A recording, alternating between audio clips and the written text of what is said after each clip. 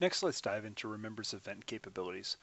Let's click on the Events tab up here. And events are really designed for maybe a little bit smaller. I mean, we're not talking events that have hundreds of people here. It doesn't work great for that, but events that are a little bit smaller work awesome, like maybe up to 100 folks, just in figuring ways that people are engaging with the different kinds of care that you're providing. And so in this case, what we're going to do is add a new event, and we're going to have a name. Let's call it a test event. And we're going to set a date. Let's pick this date. And there's also the option to delete. You can do door prizes, and what this does is all the people that are checked in, it allows you to kind of randomly pick one in kind of a fun way with some pictures to do that. And then we'll just click check in.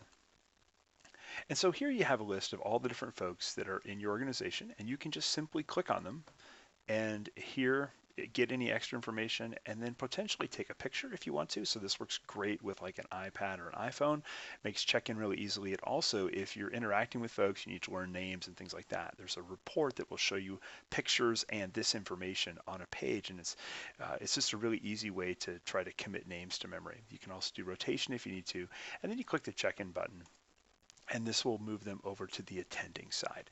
And so on a phone, this is obviously scrunched down a little bit, and you'll just see this part on top and this part on the bottom.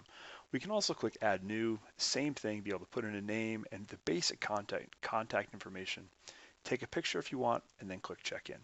So, oh, in this case, I didn't even put in a name, so that didn't work. Let me go ahead and put in a name.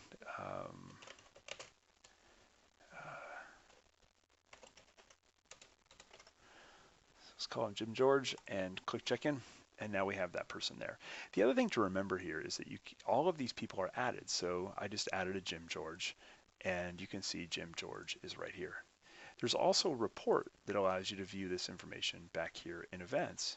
And I can click on this. I can now see for this particular event, I can see that how many times a person had attended event, and I can see whether they attended this one. So that covers it for events.